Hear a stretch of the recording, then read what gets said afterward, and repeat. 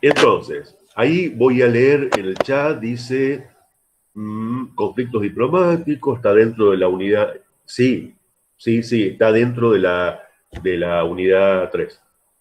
Un conflicto diplomático es una guerra sin confrontación directa. Sí, todos los términos que acaban de escribir en el chat son correctos. Una guerra armamentística en la que no se abrió fuego. Bien. Un periodo de la guerra hasta la caída del socialismo. Está bien, bien.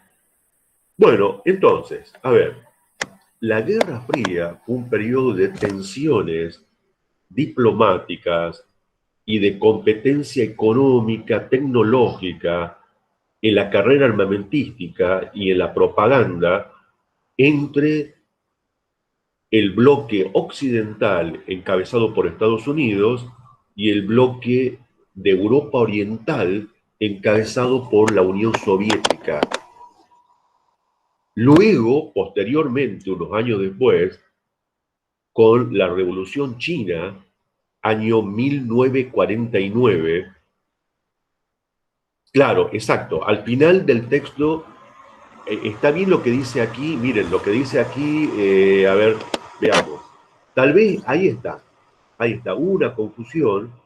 Aquí lo dice Estela Ferrer. Perdón, lo dice Norma Méndez. Justamente, el texto, digamos, que se subió en la última clase, se llama Problemas de la posguerra, escrito por la profesora Marta Barbieri. Bueno, al final de ese texto, como un subtexto, hay un texto de Oscar Pavetti, justamente, que se llama Guerra Fría. Yo tengo entendido que ya está subido. Bueno, yo voy a corroborar eso. Yo no entré al aula virtual hoy.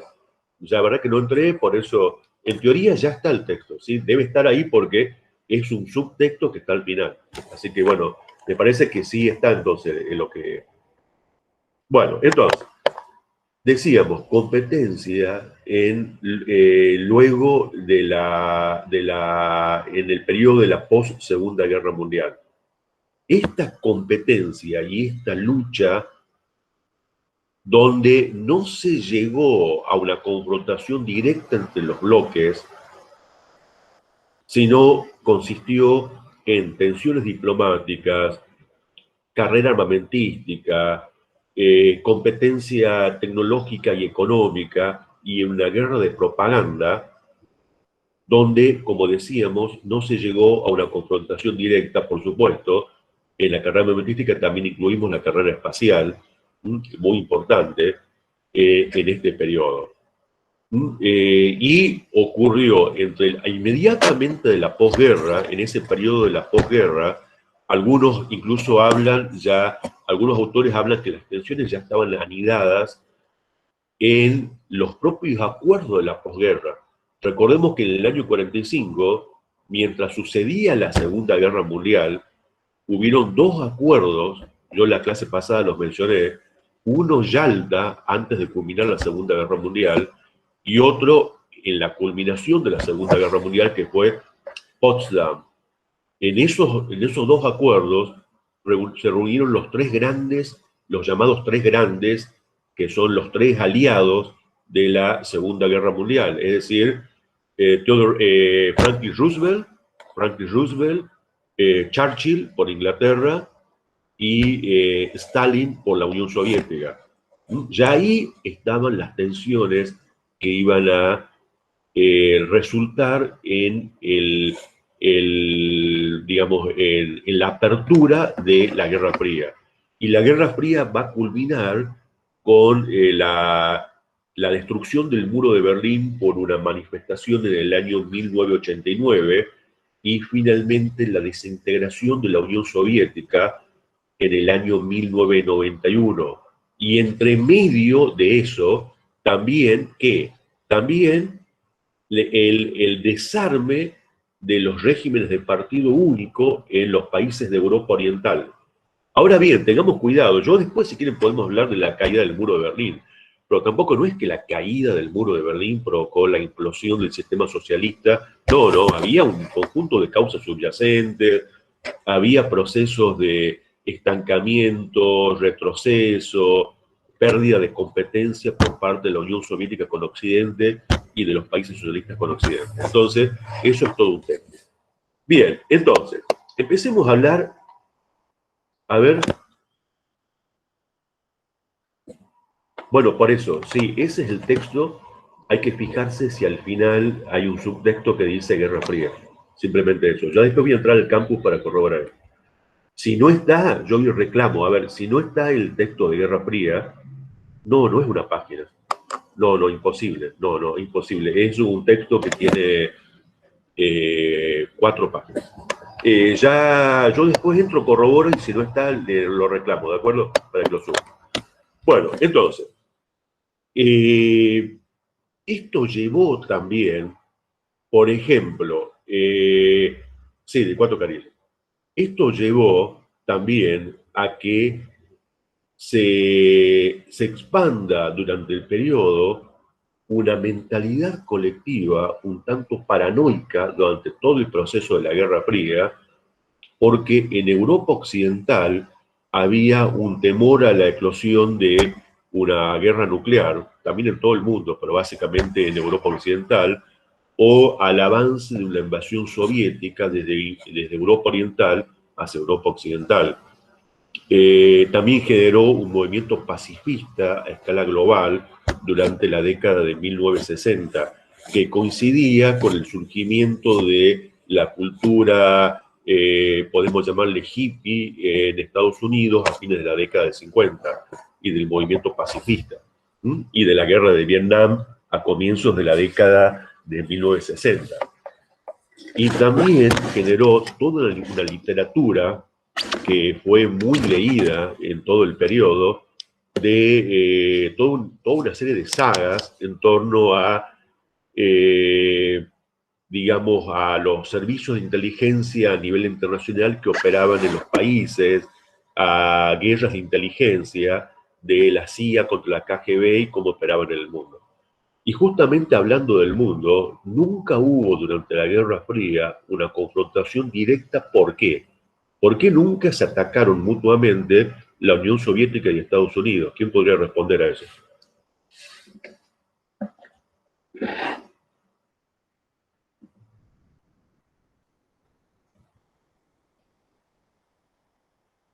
Por un tratado.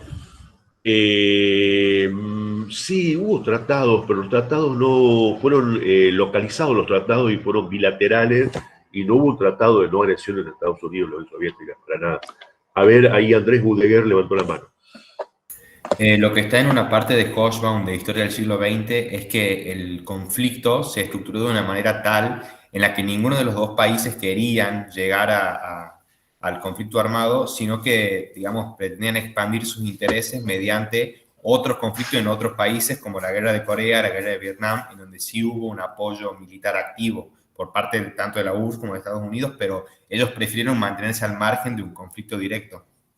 Bien, es una buena respuesta la que plantea usted, porque plantea que justamente los entramados de alianzas de ambos bloques en el tercer mundo, el llamado tercer mundo, en Asia, en América Latina, fueron, fueron, fueron tratados de mantenimientos de zonas de influencia en cada área, y a la vez en esas áreas se dieron los conflictos directos. Es una buena respuesta, y a eso le agreguemos lo que dice en el chat, a lo que responde usted le agreguemos lo que dice en el chat Ana Florencia Barnes, que dice por amenazas atómicas. Así es. Y Sol Villagra también lo reafirma totalmente. Además de estos sistemas de equilibrios de alianzas en zonas de influencia, tiene que ver justamente con que el fantasma siempre presente de una guerra nuclear devastadora, un holocausto nuclear, impedía justamente lanzar bombas atómicas sobre la potencia enemiga, lo que se llama disuasión mutua asegurada, disuasión nuclear mutua asegurada, así se le llama en las siglas. ¿Por qué? Porque ambos países poseen lo que se llama el botón rojo. La última decisión de un comando militar y el presidente o el secretario del Partido Comunista de la Unión Soviética, tenía la última decisión de apretar el botón nuclear. Bueno, y recordemos que en la carrera de armas destructivas de la Guerra Fría, justamente las bombas atómicas, la energía nuclear, fueron el factor altamente amenazante en cuanto a capacidad de destrucción local y global del planeta, como también un factor que dinamizó la Guerra Fría. Porque de hecho, buenas tardes, porque de hecho, digamos de hecho, recordemos que Estados Unidos encabezó el proceso de investigación nuclear, incluso usando científicos alemanes nazis. También la Unión Soviética usó científicos nazis, quiero recordar. También países de América Latina usaron científicos nazis. Entonces, fíjense, primero Estados Unidos experimentando para tratar de terminar con la guerra en el Pacífico. Recordemos que la Segunda Guerra Mundial terminó en primeros días de mayo con la rendición del búnker de Berlín por parte de Hitler y sus secuaces, digamos, pero luego continuó en el Pacífico entre Estados Unidos y Japón. Y entonces, como yo ya expliqué en la última clase, en agosto de 45, Estados Unidos lanzó dos bombas atómicas, una sobre Hiroshima y otra sobre Nagasaki, provocando 300.000 personas muertas.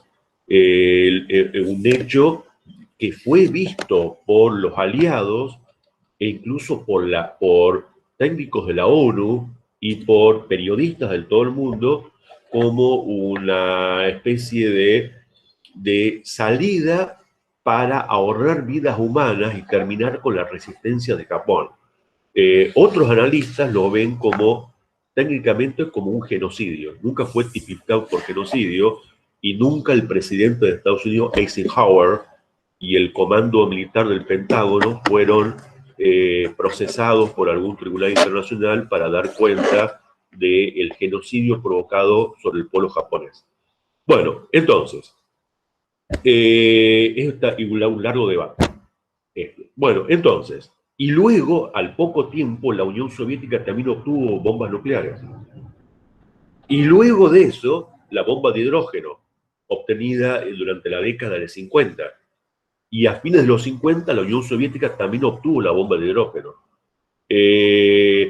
Por lo tanto, la carrera militar atómica a escala global, donde también otras potencias, sí, destrucción mutua asegurada, también donde otras potencias también se hicieron con armas nucleares.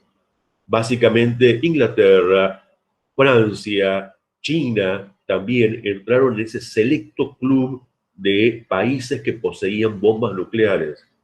Y luego evolucionó la capacidad de crear misiles intercontinentales que en la cabeza portaban ojivas nucleares, multiplicando el poder de destrucción.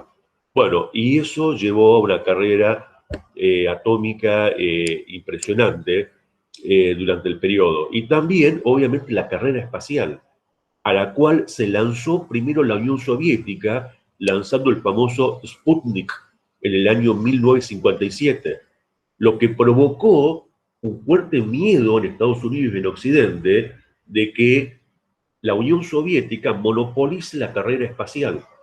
Y por eso también el plan de Estados Unidos estratégico, y ahí nació la agencia, la NASA también, para llevar una expedición a la Luna. Bien. Entonces, como decíamos, vamos a seguir explicando en general la Guerra Fría. La Guerra Fría también implicó, como hace rato un alumno lo dijo, un sistema de alianzas tanto estratégicas militares como económicas. ¿Por qué? Porque el núcleo de la Guerra Fría consistía en qué? En una confrontación de valores, de ideas entre el bloque occidental y el bloque oriental, pero también de competencia económica y tecnológica. Para Occidente, ¿qué era? Era defender el valor de la libertad, de la democracia, del pluralismo, de la libre empresa, del capitalismo liberal, y para el bloque de Europa Oriental era defender los valores del socialismo, de la solidaridad, de un sistema opuesto al capitalismo y de un sistema basado en la solidaridad de la clase obrera. Es decir, había una confrontación de valores y una guerra de propaganda. Entonces veamos rápidamente cuáles van a ser esas alianzas estratégicas en cada bloque. En primer lugar, la misma Guerra Fría motorizó también un proceso que venía de antes de la Guerra Fría, que era la integración de Europa. Como saben ustedes, actualmente existe en Europa lo que se llama la Unión Europea, que antes se llamaba la Comunidad Económica Europea, la CEE, y que se originó en la década del 50, justamente, cuando el presidente de Alemania Federal, o sea, la Alemania capitalista, Konrad Adenauer, del Partido Socialdemócrata, firmó un acuerdo con el presidente de Francia, que Charles de Gaulle, para crear la famosa Comunidad Económica del Carbón y el Acero. Bueno, ese fue como el embrión de la Comunidad Económica Europea, los sistemas de integración europeos, ¿sí? Que culminaron en la década hacia la década del 90, formando la Unión Europea y creando una moneda propia. Sí, adelante. Con eso también se quería como disminuir las tensiones que existían entre Francia y Alemania desde 1870, que habían llevado a la Primera Guerra y seguían, que habían sido impulsadas por Hitler con el nacionalismo en la Segunda Guerra. Perfecto, bien, justamente eso descomprimió la histórica tensión entre Francia y Alemania y los mostró como socios estratégicos para construir una comunidad europea que tenía como dos objetivos. Fíjense, por favor, todo eso que estoy explicando no está en el texto. ¿Se entiende? Yo ya les expliqué que, en una clase ya les expliqué que yo no repito lo que dice el texto porque si no sería muy aburrido, tengo que introducir otros elementos. Tenía dos objetivos, fíjense. Por una parte, el objetivo de la integración europea era desarrollar la economía y obtener logros de integración social. Por otro era generar en Europa Occidental un bloque que de hecho logre una, digamos, ¿cómo le podría decir? Un fortalecimiento económico ante el posible avance socialista y soviético, pero por otra parte, indirectamente, por lo menos en la mentalidad de Charles de Gaulle, era también tener un cierto margen de autonomía con respecto a Estados Unidos. ¿Se entiende? Ahora bien, y ahora voy a entrar directamente y puntualmente a explicar los sistemas de alianza. En el año 1949 se creó la OTAN, Organización del Tratado del Atlántico Norte, que unía a países de Europa Occidental, a Canadá y a Estados Unidos, en una alianza estratégica defensiva militar. Luego entraron, en la década de 50 van a entrar Turquía, Grecia, a esa alianza. Por otra parte, desde el punto de vista económico también, de hecho, ya dijimos, la Comunidad Económica Europea como bloque económico europeo, pero luego, en cuanto a un bloque económico de los países occidentales, se creó la OCDE, ¿sí? Organización para el Comercio y el Desarrollo. Y en el bloque oriental, es decir, la Unión Soviética y sus aliados de los países orientales, se creó en el año justamente 1949, se va a crear el llamado Comecon, que es un consejo de intercambio económico de los países socialistas, donde ese consejo que integraban todos los países socialistas de Europa Oriental, establecía pautas de desarrollo industrial, de mecanización, de intercambio entre agricultura e industria, de desarrollo tecnológico y de autonomía, básicamente, de Europa Oriental. ¿Mm? El Comecon. Y luego un pacto militar que fue el pacto de 1955, llamado el Pacto de Varsovia, que es un pacto de alianza militar entre la Unión Soviética con los países socialistas de Europa Oriental. El único país que no entró socialista de Europa Oriental fue, como yo ya expliqué en la última clase, Yugoslavia, donde su líder Tito era socialista, pero decidió salirse del bloque de la hegemonía soviética. Josip Broz Tito. Yugoslavia no entró. Bueno, entonces ahí tenemos los bloques económicos y militares, las alianzas. ¿Cómo comenzó la Guerra Fría? ¿Cómo se inició? Ya dijimos, se inició con los recelos y la desconfianza, ya que había en los tratados de la posguerra de Yalta y Potsdam. Básicamente, no tanto entre Roosevelt, presidente de Estados Unidos, y Stalin, sino entre Churchill y Stalin.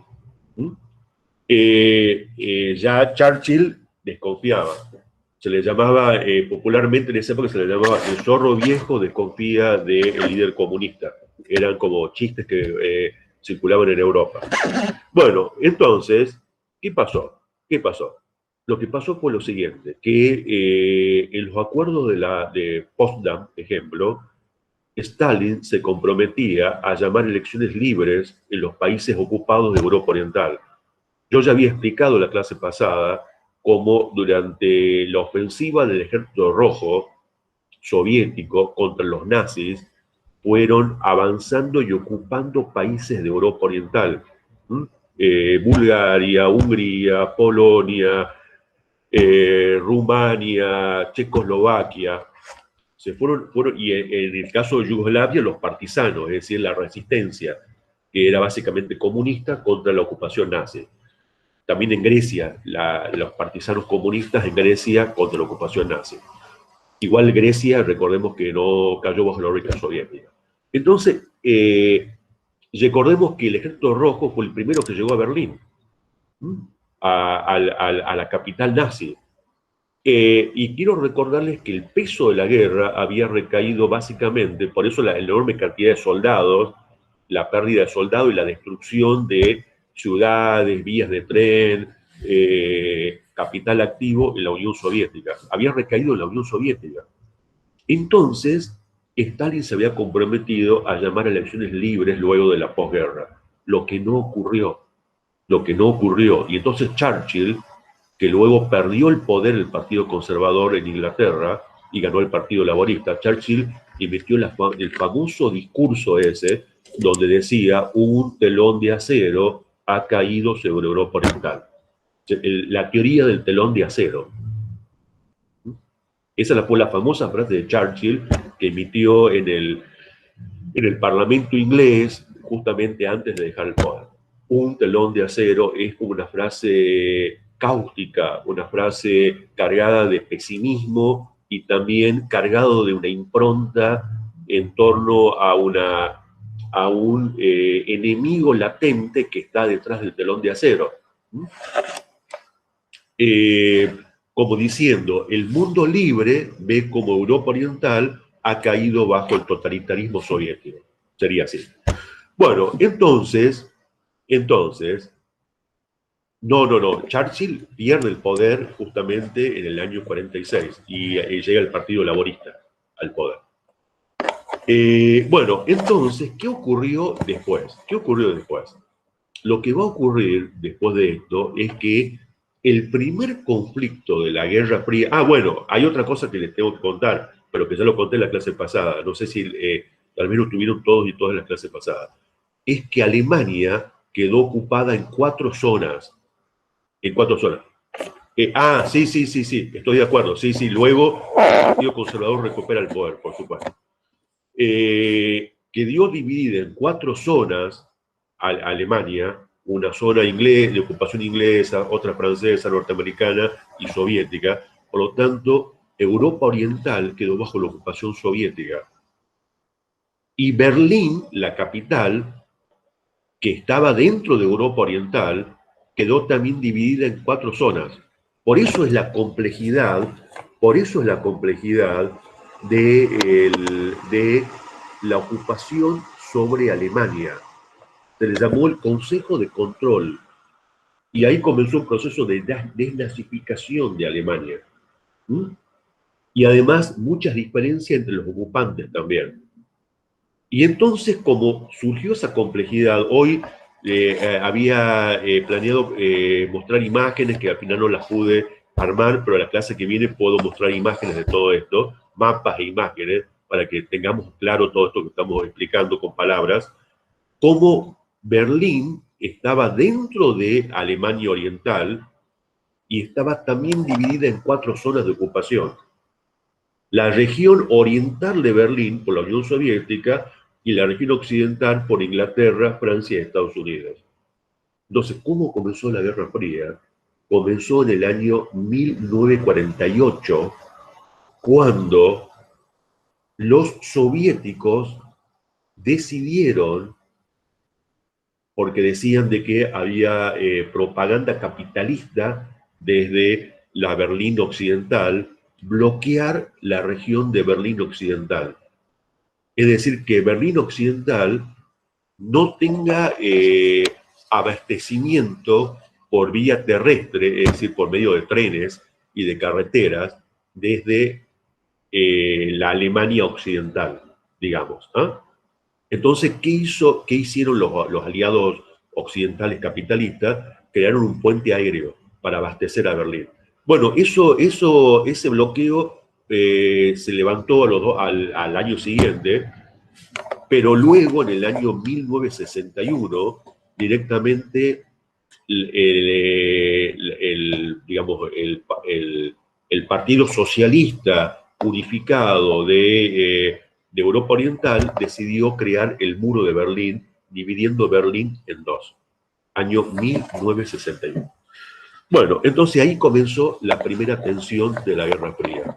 Y como dijimos, y ahí también en el chat hay algo interesante, porque está bien lo que dice Luis Romano. Perfecto, justamente porque luego también Estados Unidos fue creando tratados estratégicos defensivos en diversos lugares del mundo. ¿Se entiende? Por ejemplo, el que dice él, el SEATO, que es el acuerdo con los países del sudeste asiático. Ahí, ¿quién entraba, por ejemplo? Entraba Pakistán, entraba, entraba también Tailandia, Filipinas, y luego van a entrar otros países como por ejemplo Taiwán, es decir, China comunista, que era una isla, Corea del Sur, Japón, y otro tratado también con países de Oceanía. Y otro tratado también en el año 47 con los países de América Latina, se llamó el TIAR, Tratado Interamericano de Asistencia Recíproca, año 47, firmado por Estados Unidos y varios países de Sudamérica, año 47, TIAR se llamó. ¿Eh? Es decir, todos esos tratados eran tratados estratégicos, defensivos militares y de asistencia recíproca en el caso de que avance el peligro comunista. Y hablando de eso, el segundo episodio de la Guerra Fría, desde la mirada occidental, ¿cómo ocurrió? Ocurrió cuando asumió el poder, ganó Truman las elecciones, Harry Truman, y Harry Truman era un feroz anticomunista. Entonces creó una doctrina Truman junto con sus asesores, ejemplo Keenan y todo el grupo ese que los asesoraba, llamado la doctrina del peligro comunista y de la contención. Como la Unión Soviética era algo así como la concentración de la maldad, digamos, según esta mirada de Harry Truman, había que contener a la Unión Soviética, contener el peligro comunista, de todas formas, contenerla montando bases militares en el perímetro soviético. Por ejemplo, ¿qué es el perímetro soviético? Justamente las fronteras territoriales de la Unión Soviética y sus países aliados. ¿Dónde estaban? Estaban en el Mediterráneo, en Grecia, en Turquía, esas bases militares. Estaban en países asiáticos del el centro de Asia, en Pakistán, por ejemplo. En Afganistán les fue muy difícil porque Afganistán es un territorio poblado hasta el día de hoy por un conjunto de tribus montañesas, ejemplo los pastures, que, bueno, hacían alianzas, pero luego las tribus eran belicosas y se volvían en contra. Claro, la Pax Americana.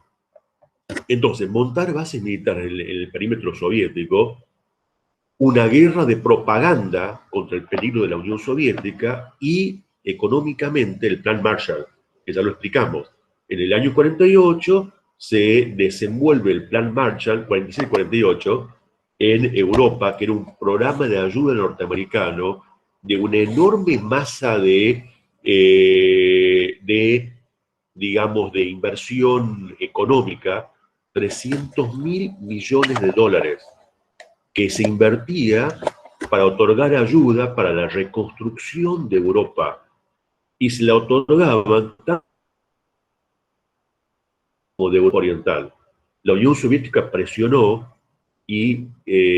presionó a los países de Europa Oriental para que no acepten la ayuda, porque la consideraban una herramienta de, digamos, de penetración del capitalismo norteamericano y de la propaganda norteamericana. De modo que rechazaron la ayuda norteamericana. Sí la aceptaron países de Europa Occidental.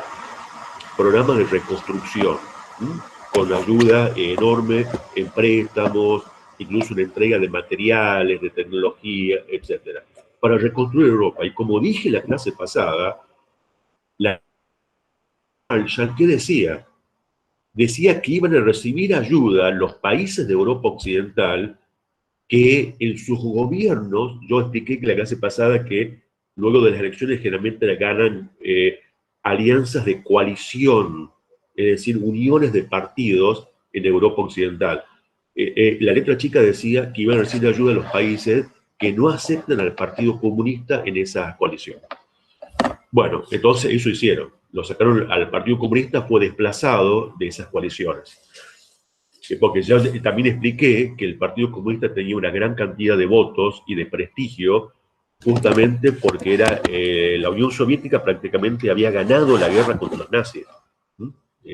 Ya sé, también con la ayuda de los aliados de Inglaterra y Francia, perdón, Inglaterra y Estados Unidos, pero el grueso, el peso de la guerra había recaído en la Unión Soviética. Bueno, entonces, y del sacrificio de la guerra. Bueno, entonces, esa fue la condición. También había una condición de desplazar e impedir que el Partido Comunista obtenga algún tipo de integración en sistemas de gobierno en Francia o Italia, para dar un caso. Bueno, entonces ya tenemos planteado ahí los grandes problemas y los grandes desarrollos de la Guerra Fría. Y la Guerra Fría, digamos, tuvo un proceso de, podemos decir, de profundización, por lo menos en la mentalidad colectiva de Occidente, cuando en el año 1949 la guerrilla comunista de Mao Zedong en China tomó el poder. Y también quiero recordarles que este año la cátedra va a incorporar la historia de China, especialmente en esta época, ya en la década, desde la década de 50 hasta 2010, 2020, justamente que, bueno, fue una propuesta que hice porque considero de que China es hoy una potencia económica, una potencia tecnológica y tenemos que historizarla. Es decir, no podemos seguir con nuestra mirada occidentalista donde no podemos estudiar fenómenos que son asiáticos y que tienen un peso global hoy. Sería como una mentalidad obtusa, ese tipo de cosas. Entonces, fíjense que la llegada del Partido Comunista al poder en China, de hecho, provocó un pánico en Occidente, especialmente en Estados Unidos. ¿Mm? Y también, de hecho, esa fue la condición también para que China inicie un camino de modernización, de pasar de una economía y una sociedad que era cuasi feudal. Y quiero recordarles que durante mucho tiempo la costa de China fue presa de diversos imperios que fueron ocupando regiones costeras de China en la época del imperialismo. Incluso también Estados Unidos ocupó territorios de China. Entonces, la costa de China había sido repartida entre los imperios y el interior estaba dominado por unos señores feudales llamados los señores de la guerra. Entonces, el Partido Comunista unificó China y comenzó un proceso de modernización acelerado de China. Eso provocó un pánico en Occidente en la década del 50. Y en la década del 50 surgió un proceso en Estados Unidos que tampoco no está en el texto, por favor, lo voy a explicar ahora, que es el macartismo. ¿Qué es el macartismo? Se lo escribe con M-A-C, pero deriva del apellido de un senador, Douglas McCarthy. Eh, digamos, ¿qué era el macartismo en la década de 1950? Básicamente, en ese ambiente de paranoia, el Partido Republicano, que había ganado las elecciones, y también algunos dirigentes del Partido Demócrata, van a montar una especie de guerra de propaganda en los medios de comunicación masivos, básicamente los periódicos, la radio, en ese periodo, donde sostenían que había una especie de complot comunista dentro de Estados Unidos. Y entonces el Senado de Estados Unidos, el senador Douglas McCarthy, creó la Comisión de Investigación de Actividades Anti-Norteamericanas, así se llamó, que mediante los servicios de inteligencia, básicamente el FBI, se dedicaban a controlar y a espiar a militantes políticos, sindicalistas e incluso artistas que eran vigilados y controlados durante la década de 1960, perdón, 50, hasta incluso comienzos de la década de 1960. Agitando la idea de que dentro de Estados Unidos había un movimiento comunista que querían tomar el poder y desestabilizar el gobierno. Incluso fue vigilado un escritor de obras de teatro que era Arthur Miller, el mismo que escribió La muerte de un viajante y escribió esa gran obra, Las brujas de Salem, que es un hecho histórico que ocurrió en Estados Unidos, una cacería de brujas en el siglo XVII. También fue vigilada incluso Marilyn Monroe, que era en ese momento la esposa de Arthur Miller. Incluso también fue vigilado Charles Chaplin, supuestamente porque Chaplin tenía simpatías comunistas. Bueno, cosas así, ¿no es cierto? Porque además, dentro de esa comisión, además de apuntar digamos, al comunismo, a un supuesto complot comunista, y crear una mentalidad paranoica en la opinión pública norteamericana acerca de eso, abroquelar la opinión pública en torno a un enemigo interno. Además de eso, también dentro de esa comisión había militantes antisemitas, ¿se entiende? A Chaplin no solamente lo acusaban de, digamos, de ser un comunista, también lo acusaban de ser un judío, ¿se entiende? A Charles Chaplin. Bueno, ahí, a ver, ahí alguien dice en el chat, a ver, esperen un poquito que es medio lento el chat. También hay un cambio en el periodismo. Sí, por supuesto, claro que sí. Sí, es una época, la década del 50 en Estados Unidos, es la década de una reconversión de la industria de masas. Y ahí tiene que ver mucho justamente el periodismo. ¿Por qué? Porque se empiezan a aplicar un conjunto de... Esto es también larguísimo, sería para otra clase. Pero se empiezan a aplicar un conjunto de tecnologías desde el periodismo y desde la propaganda, lo que hoy se llama el marketing, para modelar la cultura de consumo de masas. ¿Se entiende? Salían tantos libros de autores, vieron que ahora están muy de moda los libros de autoayuda, que los consumen millones las personas del mundo, y hay de todas las ramas, algunos más serios, otros no serios y otros que son de estafa. Bueno, ese tipo de literatura afloraba en Estados Unidos con libros como, por ejemplo, cómo lograr que otros hagan lo que uno dice, cómo lograr vender todo tipo de cosas.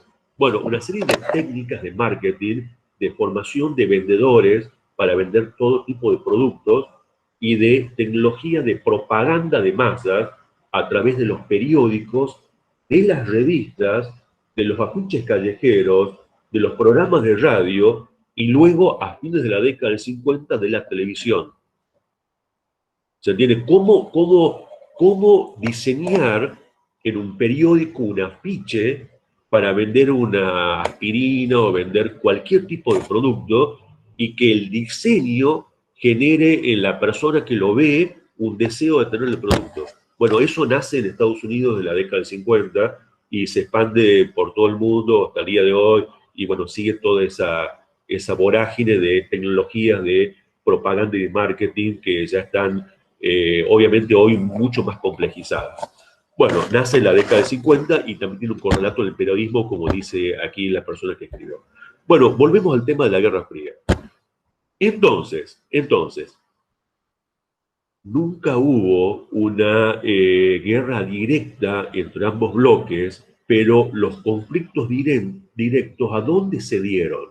Se dieron en la periferia, en las zonas de influencia de cada bloque ideológico y económico. Es decir, en Asia, en África y en América Latina. Ahí se dieron los conflictos. Y después van a ver ustedes que en el texto menciona básicamente 3 ejemplos. ¿Qué ejemplos menciona para alguien que haya visto el texto? O, ¿cuáles serían? Perfecto. Es decir, Corea, Vietnam y la crisis de los misiles en Cuba. Menciona esos 3 ejemplos, justamente para ver cómo se dan conflictos localizados. Por favor, yo quiero explicar algo, ¿no? No es que son los únicos 3 conflictos de la Guerra Fría, por favor. Estamos dando 3 ejemplos dentro de decenas de ejemplos. De hecho, recordemos que también América Latina fue una ampliación del campo de batalla de la Guerra Fría. Recordemos eso. ¿Mm? Con golpes militares, cívico-militares, genocidios, guerrillas que querían tomar el poder durante todo el periodo en diversos países de América Latina, sistemas de represión, de tortura, etcétera. Sí, está bien lo de Afganistán, lo que dice Sol Villagra, está bien, yo lo voy a mencionar después, ¿no? Ya voy a llegar a eso, ya voy a llegar a eso. Afganistán es un tema aparte, es un tema muy complejo porque hay que estudiar muy bien Afganistán y yo ya dije que hay un bloqueo muchas veces de la mentalidad occidental porque no entendemos o a veces no queremos entender la historia y los procesos de regiones del mundo que nos parecen exóticas. Esto lo explica Said, un teórico del orientalismo, en un libro justamente llamado Orientalismo, que nuestra mentalidad occidental le cuesta entender los procesos de Oriente. Bueno, y es más, Afganistán no se debería llamar ni siquiera Afganistán, porque es un conglomerado de pueblos digamos, y de tribus, ¿no es cierto? Y que solamente, digamos, el dominio momentáneo y pasajero de potencias occidentales, como Inglaterra, crearon algo a lo que se llama una confederación llamada Afganistán. ¿Se entiende?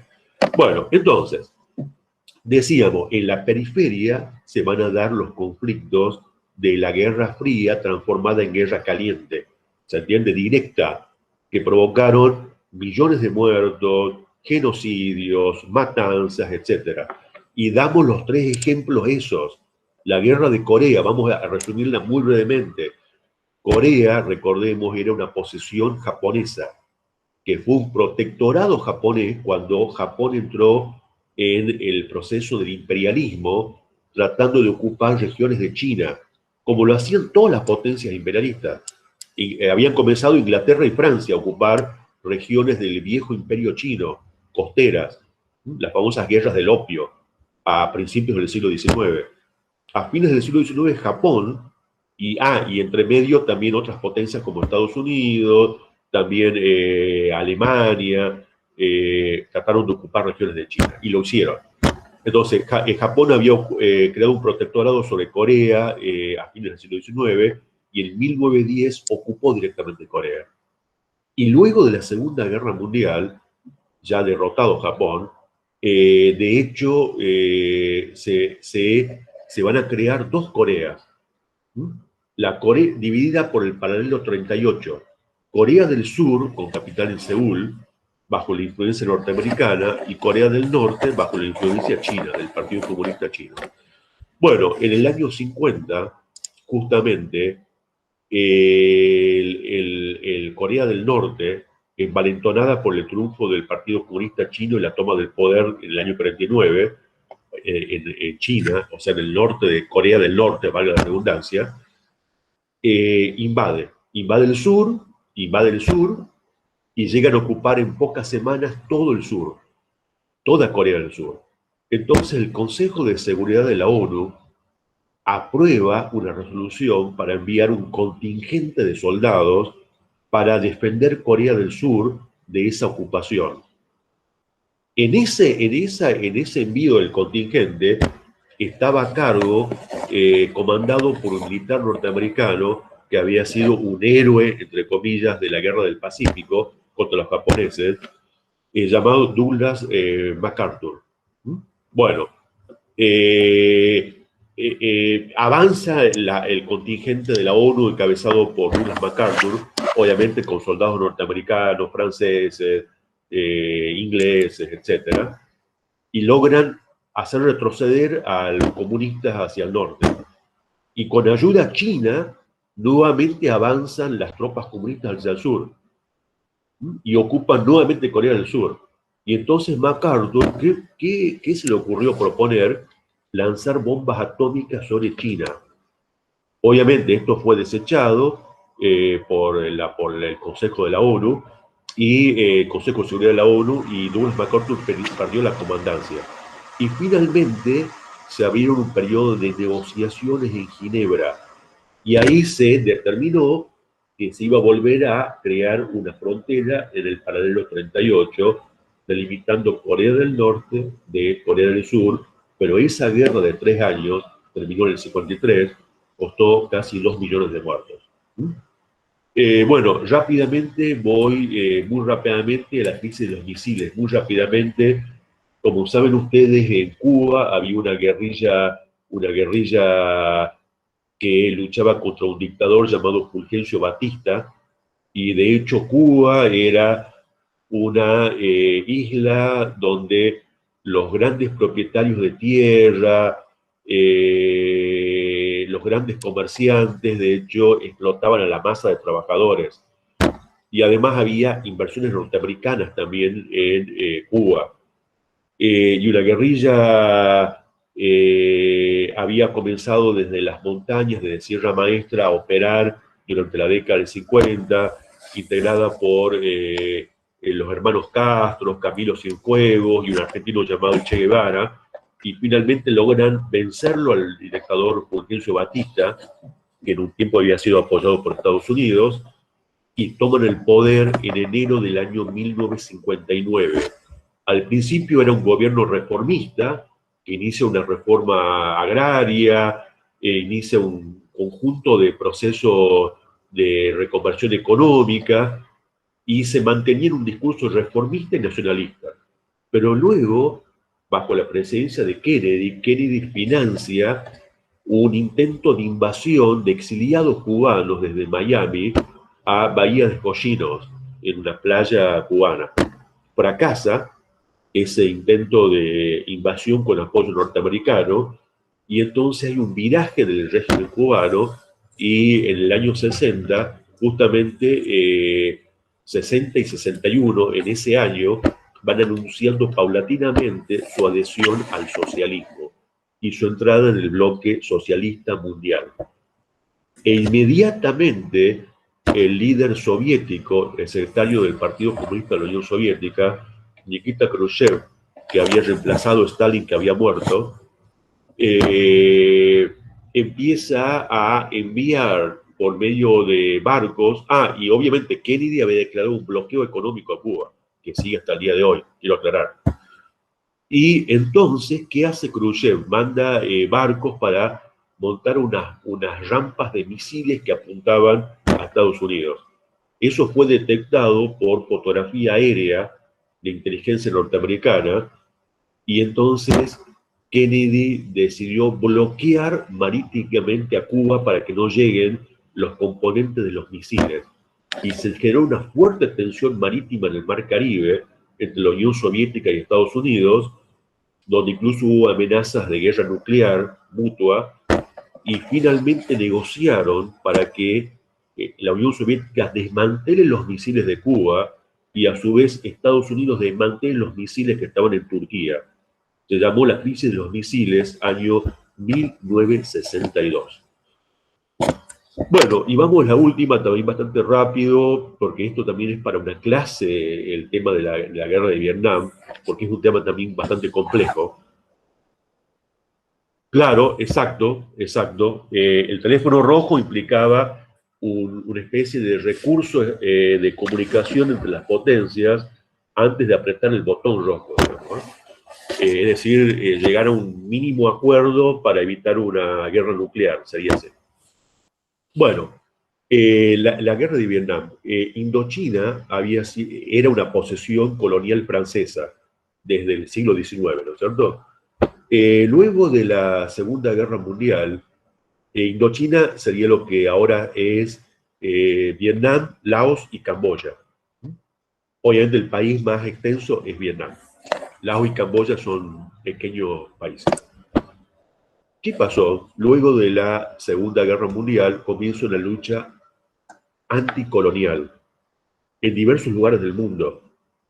Y en Indochina adopta la forma de una guerrilla campesina, encabezada por un líder campesino, pero formado políticamente, incluso había estudiado en universidades occidentales, francesas justamente, que era Ho Chi Minh. Ho Chi Minh encabeza una guerrilla que se llamó el Viet Minh, y que luchaban contra la ocupación francesa. Y Francia era apoyada por Estados Unidos, porque justamente, esto lo vamos a ver en otro texto que se llama La descolonización, pero lo voy adelantando. La lucha anticolonial adoptaba una forma nacionalista o adoptaba forma socialista. En este caso, Ho Chi Minh estaba cerca del socialismo y de hecho apoyado por la Unión Soviética y por China. Entonces, finalmente, en una célebre batalla, la guerrilla logra vencer a esta gran potencia colonial que era Francia. Año 1954, la batalla de Dien Bien Phu. Logra derrotar y logra desalojar a la potencia colonial francesa. Y se crean dos Vietnam.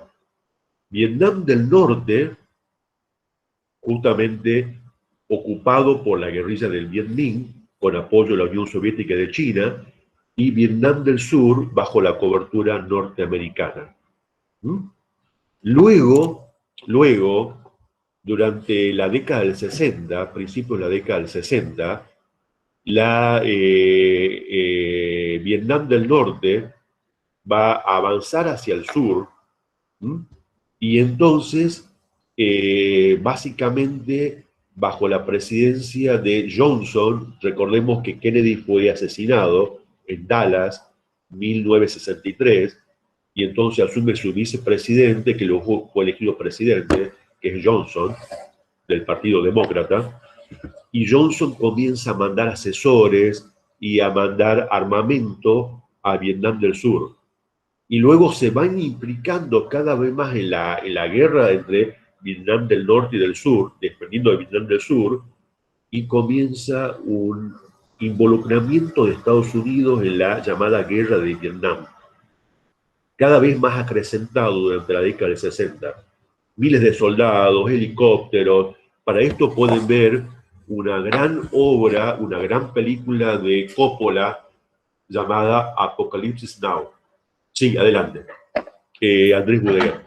Profe, digamos, ¿por qué se divide Vietnam en Vietnam del Norte y Vietnam del Sur? O sea, ¿no todo el país estaba a favor de la revolución comunista? Para nada, para nada. Justamente Vietnam del Sur, durante un tiempo, incluso tuvo una monarquía. Luego tuvo una dictadura militar, pero siempre apoyada por Estados Unidos. Claro, a ver, la mayor parte de la población que era campesina, no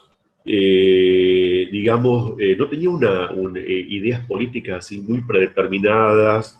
La élite, justamente, generalmente en Vietnam del Sur había una élite de comerciantes que había comerciado siempre con Francia. Es decir, tenían un arraigo en los nexos coloniales. Entonces, Vietnam del Sur, justamente con capital en Saigón, decidió formar un país capitalista, que paradójicamente tuvo una dictadura militar durante mucho tiempo. Entonces, muy represiva también. Los Estados Unidos decidió defender ese Vietnam del Sur como lugar estratégico de la Guerra Fría y se involucró directamente. A diferencia de la Unión Soviética y de China, que solamente enviaban armamento a la guerrilla de Vietnam del Norte, Estados Unidos se implicó directamente en la llamada guerra de Vietnam. Y la escalada fue increyendo.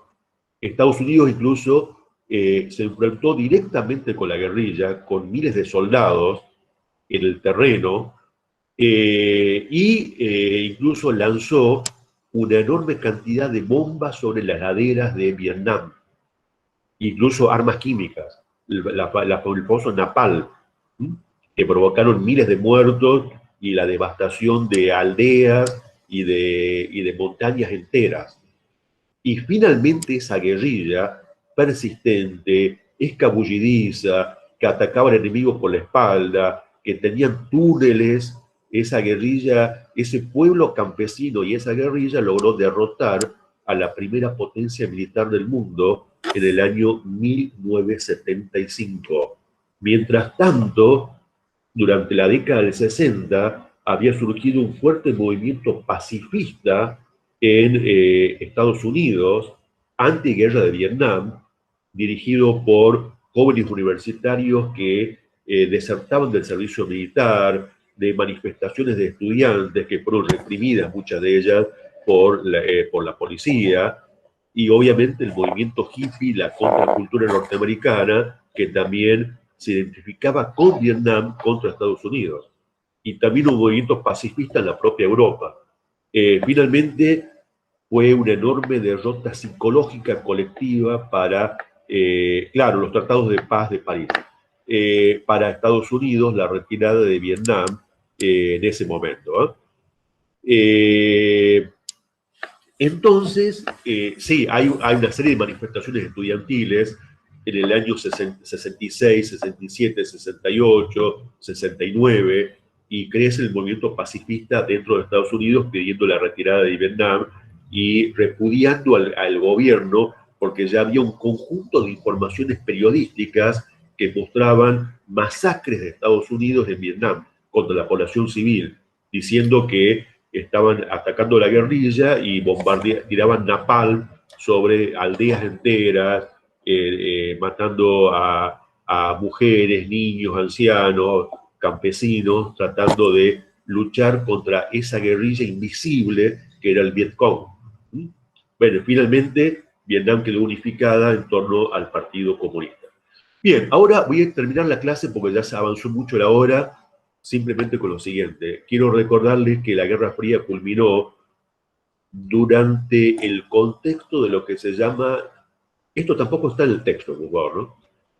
Culminó, pero lo tengo que decir, el texto solamente menciona así a grandes rasgos. Yo voy a mencionarlo, si quieren lo desarrollo con más profundidad el día jueves, ¿les parece? Si hay tiene alguna pregunta puntual a las 11:30 de la mañana. Pero yo lo que les quiero decir es lo siguiente. Sí, Norma Mendieta quiere hacer una pregunta o quiere decir algo. No, profesor, disculpe. Bueno, la Guerra Fría culminó, digamos, como causa de largo plazo, porque la Unión Soviética fue quedando rezagada en la competencia tecnológica de creación de bienes de consumo masivo y de tecnología de punta aplicada a la vida cotidiana.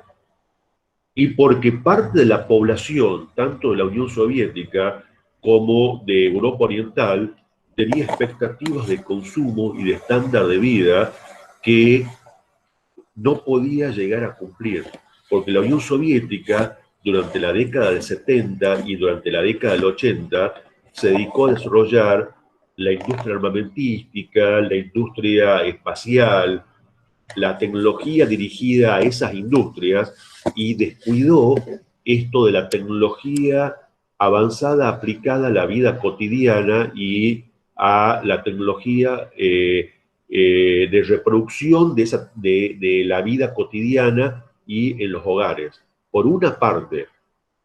Por otra parte, en la Unión Soviética había llegado al poder un nuevo secretario del Partido Comunista, luego de la larga era de Brezhnev, Leonel Brezhnev, que era Gorbachev, Mikhail Gorbachev. Y él creó reformas porque veía que la burocracia soviética y el sistema soviético bloqueaba el progreso económico y tecnológico, y entonces creó dos sistemas digamos, de reformas, que fue el Glasnost y la Perestroika, año 1985, que se desarrollaron, de hecho, con algunos cambios dentro de la Unión Soviética. Por otra parte, en el contexto de los gobiernos conservadores de Occidente, recordemos que en el año 79 llega al poder Margaret Thatcher del Partido Conservador y aplica una inflexible política neoliberal en Inglaterra, una receta neoliberal y neoconservadora en política, y en Estados Unidos, año 80, llega Ronald Reagan del Partido Republicano, de la ultraderecha norteamericana, ¿ah? Donde también aplica un fuerte programa neoliberal, pero a su vez en contradicción con el neoliberalismo, crea un fuerte déficit para desarrollar una fuerte competencia armamentística, que fue el proyecto de la Guerra de las Galaxias. Se le llamó así, obviamente es un nombre popular, pero en realidad, ¿en qué consistía? Era un proyecto del Pentágono, en combinación con la NASA y el Departamento de Energía, para crear un sistema satelital que logre derribar misiles intercontinentales con carga nuclear y destruirlos en el aire. Bueno, desactivarlo. Ese programa, llamado Guerra de las Galaxias, generó que la Unión Soviética tenga que ponerse a la par, invirtiendo enormes recursos económicos, y eso produjo un retroceso en la inversión para el desarrollo de la economía soviética y el estándar de vida de sus ciudadanos. Entonces, eso llevó al retroceso del bloque socialista, sumado a lo que conté antes, a las expectativas ciudadanas en torno a niveles de consumo, a niveles de acceso a la información, etcétera, y eso produjo un desmoronamiento en efecto cadena que, bueno, tuvo episodios, ya dijimos, como la destrucción del muro de Berlín, luego el colapso de los partidos únicos socialistas en Europa Oriental, comenzando con movimientos en Polonia, en Rumania, y finalmente la desintegración de la Unión Soviética en el año 1991, donde cada república asume su soberanía. Las 15 repúblicas soviéticas se dividen, cada una asume su soberanía, y la Federación Rusa comienza un proceso de transición hacia la democracia liberal y hacia la implantación del capitalismo, que fue la llamada era Yeltsin. Boris Yeltsin fue el que encabezó todo ese proceso. Y una aguda crisis económica. Hubo un periodo de una aguda crisis económica en la Federación Rusa, luego de ese proceso de desintegración y de el triunfo, digamos, de el capitalismo contra el bloque soviético. ¿Quién quedó en el socialismo en el mundo? Bueno, China, que ya había iniciado también un viraje bajo Deng Xiaoping, cuando muere Mao, ensamblando la estructura del Partido Comunista con permitir en áreas económicas de China la inversión capitalista. Es decir, China comenzó una simbiosis entre socialismo y capitalismo que lo llevó a una dinámica a China de ser hoy, estar al borde de ser la primera potencia económica. Es decir, dentro de 2 o 3 años, China ya hay una proyección de que va a ser la primera potencia económica del mundo y actualmente ya es una superpotencia tecnológica China, hoy. Bueno, y otros países que quedaron también bajo el sistema socialista. Y termino con lo siguiente. Hay un libro clave de Noam Chomsky que se llama Miedo a la democracia. Bueno, ahí explica lo que para él es la Guerra Fría. Yo no, ahora voy a hacer toda la teoría de él, es bastante extensa. Simplemente él dice, miremos desde Estados Unidos. La propaganda norteamericana era que había que contener, que disuadir a la pesadilla soviética, porque era un peligro totalitario para nuestro estilo de vida occidental y la libertad. ¿Mm? Esa es una visión de la Guerra Fría. Una variante de esa visión, desde el punto de vista norteamericano, es que Estados Unidos también jugó un papel activo en esa Guerra Fría, no fue solamente contención. Y otra mirada de la Guerra Fría, dice Chomsky, es verla como proceso histórico. Y si uno la ve como proceso histórico, se da cuenta de que en ambos bloques hubo una propaganda del Estado y de los medios de comunicación para crear para hacer circular la idea de que hay un enemigo externo que quiere terminar con nuestro modo de vida, nuestras libertades, nuestros derechos, para decirlo de una forma, y eso lleva a un abroquelamiento y una homogenización de la sociedad civil interna. Y entonces ese proceso llevó a que dentro de la Unión Soviética le genere un margen, por ejemplo, para invadir. La Unión Soviética invadió, recordemos, en el año 49 Berlín. Los tanques soviéticos entraron a Berlín, o sea, a la Alemania comunista, y luego en 1956 invadieron, porque había un proceso de cambios en Hungría, invadieron Budapest, capital de Hungría, también para terminar con ese proceso de cambios en Hungría, y luego en el año 1968 invadir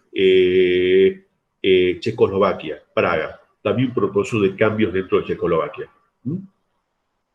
Y luego, como dijo también una alumna ahí, en el año 1979, bajo el mando ya del secretario del Partido Comunista Nuevo, que era Leonel Brezhnev, invadir Afganistán para apoyar el partido que estaba en el poder luego de una lucha de facciones en Afganistán, que era el Partido Comunista Afgano, aliado a algunos clanes tribales.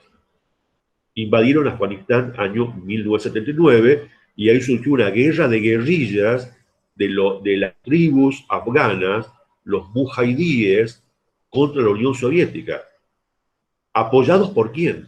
Esos mujahidíes, ¿quién les proveía armas, entrenamiento, tecnología? Estados Unidos, Inglaterra y otros países occidentales. Y en esa guerra de guerrillas contra la Unión Soviética, donde se retira la Unión Soviética luego, y queda en el poder durante un tiempo el Partido Comunista y luego también es desplazado del poder, ahí digamos, ¿cómo les podría decir? Los huérfanos de los jefes tribales, muchos niños habían quedado huérfanos. Imagínense una guerra de guerrillas contra una potencia ocupante. Fueron llevados a Pakistán, a las madrasas. ¿Saben lo que es una madrasa? Es una escuela coránica. Son escuelas coránicas que hay en todo el mundo, y en Pakistán hay decenas. De la rama sunita en Pakistán, y fueron criados los niños ahí, educados en el Corán más radicalizado, y esos son los talibanes de nuestra época. ¿Se entiende? Esos niños crecieron y formaron un grupo muy homogéneo, fundamentalista, llamado los talibanes. Bueno, y Chomsky sigue.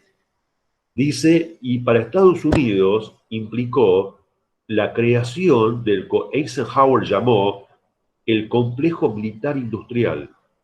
Es decir, el Pentágono, la NASA y la Agencia de Energía formaron inversiones del Estado norteamericano para incentivar la producción de empresas privadas, de decenas de empresas privadas, en tecnología militar. Y ahí nació el complejo militar industrial de Estados Unidos, y también llevó a que Estados Unidos tenga el argumento y la excusa para imponer dictaduras genocidas en América Latina, o para promover la invasión de la guerra de Vietnam, o invadir países de Asia o países árabes, o bombardear países en todo el mundo. ¿Mm? Bueno, eso fue lo que ocurrió todo este periodo. Ya sé que es un tema que da para largo, lo tuve que sintetizar, pero esto da para 2 clases o 3 clases, porque bueno, la Guerra Fría tiene una serie de procesos internos. Esto fue una simple síntesis de todo esto. Bien, preguntas, aportes. Recordemos que el jueves tenemos nuestra clase de consulta, 11:30 de la mañana. ¿Alguna pregunta, algún comentario que quieran hacer? Profe, no sé si lo dijo antes, pero ¿va a subir las clases o le va a Sí, dar a por los... supuesto. Sí, Bien. sí, sí. Este fin de semana ya ayudantes estudiantiles van a estar comprimiendo las clases y mandándolas al canal de YouTube.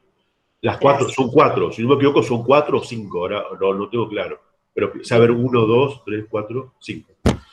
Van a ser las Gracias. clases, ¿no? Recordemos que con este tema se cierran los temas para el próximo parcial. Bueno, ¿algún comentario? ¿Quieren decir algo? Bueno, entonces, sí, adelante, Norma Mendieta. Adelante. Profesor, no sé si Sí, está adelante. todavía grabando, no sé si quiere apagar la grabación. Bueno, de Por acuerdo. A ver, veamos. Detener la grabación. Detener.